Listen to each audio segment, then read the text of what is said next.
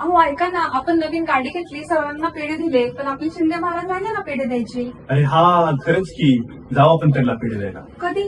आजच जाऊ की. ठीक आहे, पण आपण पेढे कोण आणायचे? अरे त्या दिवशी नाही का आपण सरवलीतून काळजे पाटलांचे उपवासाचे पेढे आणले होते, मस्त होते पेढे. हो, कंपनीत पण सर्वांना खूप आवडले होते. तिकडेच जाऊ आपण पेढे आणायला. भारी, मग जाऊ आपण आज शिंदे महाराजांच्या आरतीला. चालेल, जाऊ. अहो आली पहा काळजे पाटलांची श्री काळभैरवनाथ डेअरी. उजाडू दे आज. नमस्कार काकी, तात्या कुठे? आहेत ना. अरे वा, आज नटून कटून जोडीने. अहो मामा, त्या दिवशी यांनी उपवासाचे पेढे आणले होते सगळ्यांना, खूपच छान होते. हा मस्त होते पेढे. आज किती घेते? 1.25 किलो पेढे द्या, शिंदे महाराजांकडे चालले आळंदी. ठीक आहे तिथं.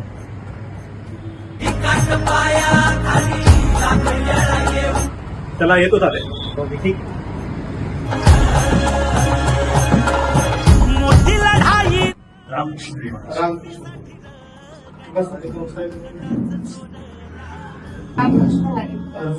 कसं काय जेवण केलं?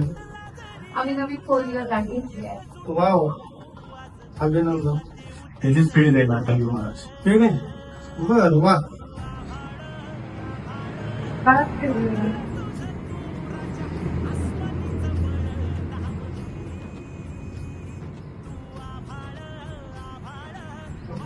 अरे वा, खूपच छान पेढे. काळजे पाटलांचे पेढे वाटते. अरे वा महाराज, तुम्ही कसं ओळखलं?